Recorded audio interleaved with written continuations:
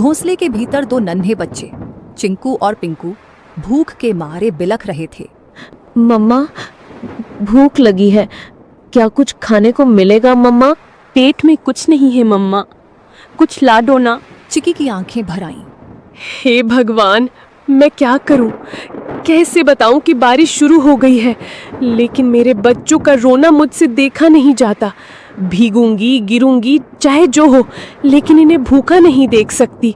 रुको मेरे लाल, मम्मा कुछ ले आएगी, चाहे जान ही क्यों ना चली जाए।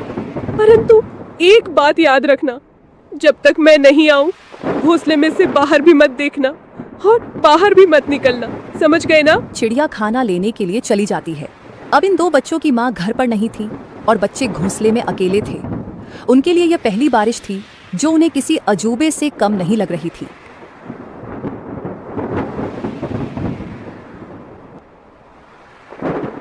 चिंकू बार बार गर्दन बाहर निकालकर देख रहा था। अरे ओ पिंकू, सुन रे, ये क्या चीज ऊपर से टपक टपक गिर रही है? कोई रो रहा है क्या? पिंकू घोंसले के कोने में दुबक कर बैठा था। अबे मूर्ख, रोने की आवाज नहीं है ये, बारिश है बारिश, आसमान बरस रहा है। पर ये आवाज कितनी डरावनी है। और पानी, इतना सारा पानी कहाँ से आता है रे? मत देख बाहर, मम्मा ने कहा था बिजली चमकी तो घोंसले समेत भस्म हो जाओगे। चिंकू सहम गया। हवा के साथ पानी की बौछारें घोंसले तक पहुंचने लगी थी। दोनों भीगने लगे। मम्मा कब आएगी पिंकू? भूख लग रही है यार, और डर भी। पिंकू कुछ नहीं बोला। उसकी आंखों में चिंता थी। मम्मा ने कहा था कि अगर मैं देर से लौटूं तो घबराना मत, चुपचाप बैठे रहना, डर से बड़ा कोई शिकारी नहीं होता। चिकी चिड़िया को जंगल में कुछ गेहूं मिले। उसने वो गेहूं को अपनी पतली टांगों से पकड़ा और तेज बारिश में फिर से बच्चों के पास लौटने की ठान ली। बारिश और हवा में अपना जोर दिखाना शुरू कर दिया था। उसे ना चाहते हुए भी एक पेड़ की डाल पर बैठना पड़ा। हे राम, बच्चे अकेले हैं, घोंसला खुला है और ये बारिश बढ़ती ही जा रही है।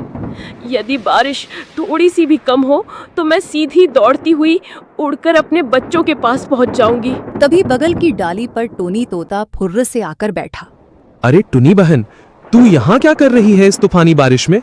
तुझे होश भी है कि बच्चे अकेले हैं? टोनी भाई, क्या करूं, उड़ नहीं पा रही, पंख गीले हो गए हैं। बहन, कल की बात बताऊं, मैं कबूतर बहन के घोंसले के पास से जा रहा था। क्या हुआ वहाँ? बहन, एक सांप आया था, बहुत लंबा और काला, चुपचाप डालियों के पीछे पीछे सरकता हुआ सीधा घोंसले तक पहुंच गया। फिर किसी ने देखा नहीं? मैंने देखा, मैं ऊपर ही उड़ रहा था। जब देखा कि सांप कबूतर के बच्चों के ऊपर झपटा, मैं चीखा जोर से, सांप सांप। सब पक्षी इकट्ठा हो गए, लेकिन तब तक बहुत देर हो चुकी थी। वो दो बच्चों को निगल गया बहन। चिकी सन्न रह गई। टोनी का चेहरा भावुक हो उठा। और जब कबूतर बहन आई ना, वो तो जैसे पगला गई थी। अपने घोंसले के पास आई तो देखा कि एक बच्चा खून से लथपथ पड़ा है और दो तो दिख ही नहीं रहे थे। वो बार बार पुकार रही थी, मेरे बच्चे, मेरे लाल, कहाँ चले गए तुम? उसके आंसू रुक ही नहीं रहे थे। अपने बचे हुए एक बच्चे को उसने पंखों में दबा लिया और फिर चुपचाप बैठ गई, जैसे दुनिया ही खत्म हो गई हो उसकी। मैं बता नहीं सकता कितना दर्द था उस माँ की आंखों में। टुनी की आंखें भर आईं। टोनी बोला, तू समझ रही है ना बहन, ये बारिश सिर्फ पानी नहीं लाती, भूख से तड़पते शिकारी भी लाती है। जल्दी निकल, पेड़ों की आड़ लेकर जा, मत रुक अब। चिकी चिड़िया उड़ती है और अपने घर की ओर जाती है। बारिश चल रही थी, लेकिन अंधेरा गहरा था और ठंडी हवा अब भी तीर की तरह चल रही थी। बस कुछ ही दूर और, चिंकू पिंकू मेरा इंतजार कर रहे होंगे। तभी सामने से दो काली परछाई आई। ओए चिड़िया रानी, कहाँ चली बारिश में? चिकी चौंक गई। सामने दो शिकारी पक्षी रास्ता रोककर खड़े थे। आज तो किस्मत चमकी है, बारिश में भी नसीब ने हमें गरम गरम चिड़िया भेजी है। आज हम चिड़िया तुझे खा जाएंगे। अब चिकी चिड़िया के सामने यह नई मुसीबत आई थी। चिड़िया ने सोचा, इस बार में नहीं बच सकती, क्योंकि आज दोनों दरिंदे बदमाश इकट्ठा होकर आए हैं। मुझे आज बल से नहीं परंतु दिमाग से काम लेना होगा। उसके दिमाग में एक आइडिया आया। जब दुश्मन को हराना हो तो उनमें फूट डालो, जिससे दुश्मन की ताकत आधी हो जाती है। तुम दोनों बहादुर शिकारी हो ना, और मुझे खाना चाहते हो ना, परंतु तुम दोनों में से जो सबसे बड़ा शिकारी और सबसे ज्यादा ताकतवर होगा वही मुझे खाएगा। मैं तो सबसे खतरनाक हूँ, पंखों से पंजे तक मौत हूँ, मौत। तेरी औकात नहीं मेरे सामने, मैं तो उड़ते परिंदे गिराता हूँ, तू मुझसे बड़ा शिकारी नहीं हो सकता। तो भेड़ो ना, दिखाओ असली ताकत। मुझे तो वही खा सकता है जो सबसे ताकतवर है। दोनों शिकारी जल उठे। कौवा उड़कर सुल्तान की ओर झपटा। सुल्तान ने पलटवार किया। सबसे पहले मैं तुझे खाऊंगा, फिर इस चिड़िया को। तू खा नहीं पाएगा कालू। दोनों एक दूसरे को नोचते हुए हवा में झगड़ते हुए नीचे गिर पड़े। दोनों की हालत खराब हो गई और बेहोश हो गए। चिकी इसी मौके का फायदा उठाते हुए चुपचाप वहां से जल्दी उड़ते हुए निकल गई। उसके मन में एक ही बात थी, बच्चों तक पहुंचना है, बस अब देर नहीं। चिंकू और पिंकू कांपते हुए बैठे थे। बारिश अब थम चुकी थी, लेकिन डर अब भी घोंसले में था। तभी हवा में एक जानी पहचानी गंध आई। चिंकू, मेरे पिंकू, मैं लौट आई। मम्मा, हम कब से राह देख रहे थे कि आप कब आएंगी। मेरे लाल, तुम दोनों ठीक हो ना? डर तो नहीं लगा? बहुत डर लगा मम्मा, बिजली भी चमक रही थी। चिंकू बार बार बाहर देख रहा था, मैं तो कह रहा था ना जल जाएगा। बेटा, कभी कभी डर जरूरी होता है, लेकिन बहादुरी ये है कि डर के बाद भी टिके रहो। तुम दोनों ने बहादुरी दिखाई। पंखों में छुपाए हुए गेहूं को निकालकर मजेदार खाना बनाया और बच्चों को दिया। बच्चों ने भूख के कारण खाना खा लिया। अगली सुबह बारिश तो रुक चुकी थी, लेकिन घोंसले में सन्नाटा था। सूरज की हल्की रोशनी घोंसले में पड़ी तो चिकी ने देखा चिंकू एक कोने में पड़ा कांप रहा था। उसकी आंखें आधी खुली थी और शरीर तप रहा था। चिंकू, ओ बेटा, क्या हुआ तुम्हें। मम्मा, बहुत गर्मी लग रही है, पूरा बदन चल रहा है। हे भगवान, बुखार इतनी तेज, अब मैं क्या करूं? मम्मा, चिंकू को क्या हो गया, ये तो बोल भी नहीं पा रहा है ठीक से। चिकी ने खुद को संभालने की कोशिश की, लेकिन उसकी आंखों में आंसू भर आए। तू ठीक हो जाएगा बेटा, मम्मा यही है, कुछ करेगी, कुछ जरूर करेगी। उसने चिंकू को अपने पंखों में लपेट लिया। दिन भर वो उसके पास बैठी रही, चिंकू को साल भी दे दी। अगली सुबह जैसे ही सूरज निकला, टुनी को पिंकू की हल्की खांसी सुनाई दी। मम्मा, मुझे भी कुछ अजीब लग रहा है, सर भारी है। नहीं, अब तू भी? ये क्या हो रहा है मेरे बच्चों को? हे भगवान, मैंने कौन सा पाप किया?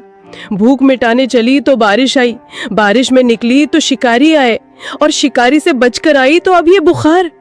क्या मेरी ममता की परीक्षा ले रहे हो तुम? पिंकू और चिंकू दोनों अब मम्मा के पंखों के बीच पड़े कराह रहे थे। चिकी का मन टूटा हुआ था, लेकिन आंखों में अब भी एक जिद थी। नहीं, मैं हार नहीं मानूंगी। मैं माँ हूँ, और माँ कभी घोंसले में बैठकर अपने बच्चों को यूं मरता नहीं देख सकती।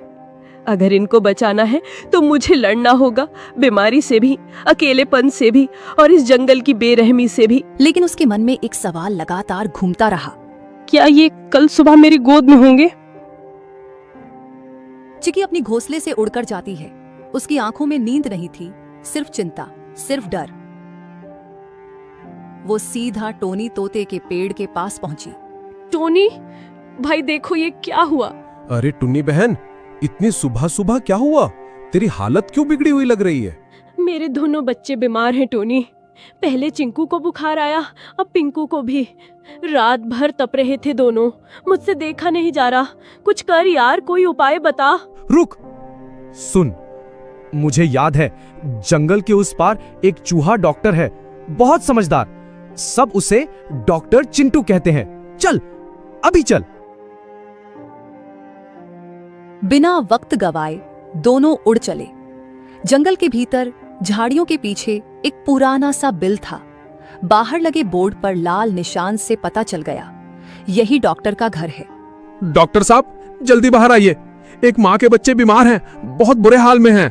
कुछ पल बाद डॉक्टर चिंटू बाहर आए। कितने दिनों से बीमार है? 2 दिन से, लेकिन रात में हालत और बिगड़ गई। ले चलो मुझे, मैं खुद देखूंगा। कुछ देर में तीनों घोंसले पर पहुंचे। डॉक्टर ने बच्चों को चेक कर लिया। ये साधारण बुखार नहीं है, ये वायरल है। बच्चों के शरीर में लड़ने की ताकत नहीं बची है। तो क्या ये मर जाएंगे? मैं कुछ नहीं कह सकता। मैं दवा दूंगा, अगर ऊपर वाले ने चाहा तो बच जाएंगे, पर मैं कोई गारंटी नहीं देता। तुम तो डॉक्टर हो, तुम्हारे पास उम्मीद होनी चाहिए। मैं दवा दे सकता हूं बहन, चमत्कार नहीं। जब शरीर साथ नहीं देता तो दवा भी हार जाती है। अब ये तेरी ममता और भगवान की मर्जी पर है। चिकी जानती थी अब उसके हाथ में कुछ नहीं बचा था। वो निकल पड़ी एक उम्मीद में। वो जा रही थी उस पेड़ की ओर जो जंगल के बीचों बीच सबसे ऊंचा था, एक ऐसा स्थान जिसे पक्षी शांत शिखर कहते थे। वहां कोई शिकारी नहीं आता, न चीलें बैठती हैं, न कौवे मंडराते। ये कोई आम डाल नहीं थी, ये वो जगह थी जहां आकाश और आत्मा एक हो जाते हैं, जहां हर पत्ता, हर हवा, हर किरण साक्षात ब्रह्मांड की भाषा बोलती है। चिकी वहां पहुंची, कांपती, थकी हुई, लेकिन जिंदा उम्मीद से भरी हुई। उसने आंखें बंद की और गहराई से सांस ली। हे ब्रह्मांड, मैं तुझसे मांगने नहीं आई, मैं तेरे आगे झोली नहीं फैला रही, मैं तुझसे लड़ने आई हूँ अपने बच्चों के लिए। उसकी आवाज जंगल में गूंज उठी। मैं एक चिड़िया हूँ, हाँ मामूली, पर मेरी ममता मामूली नहीं। तूने मुझे पंख दिए हैं, लेकिन आज मैं उनसे आसमान नहीं, तुझसे जवाब मांग रही हूँ। क्यों मेरे बच्चों को तूने इस बुखार की आग में झोंका? तू ही बता। उसने आकाश की ओर देखा। उसका शरीर कांप रहा था, लेकिन उसकी आवाज पत्थर तोड़ देने वाली थी। तू सब देखता है ना, तो देख देख मेरे बच्चों की तड़प। अगर तेरे नियमों में न्याय बाकी है, अगर इस जंगल में जीवन के लिए कोई जगह है, तो मेरे बच्चों को लौटा दे, वरना इस शांत शिखर से एक मरे हुए माँ की चीख उठेगी जो पीढ़ियों तक गूंजेगी। बाद उसने आंखें बंद की और गहराई से सांस ली। हे ब्रह्मांड, मैं तुझसे मांगने नहीं आई, मैं तेरे आगे झोली नहीं फैला रही, मैं तुझसे लड़ने आई हूँ अपने बच्चों के लिए। उसकी आवाज जंगल में गूंज उठी। मैं एक चिड़िया हूँ, हाँ मामूली, पर मेरी ममता मामूली नहीं। तूने मुझे पंख दिए हैं, लेकिन आज मैं उनसे आसमान नहीं, तुझसे जवाब मांग रही हूँ। क्यों मेरे बच्चों को तूने इस बुखार की आग में झोंका? तू ही बता। उसने आकाश की ओर देखा। उसका शरीर कांप रहा था, लेकिन उसकी आवाज पत्थर तोड़ देने वाली थी।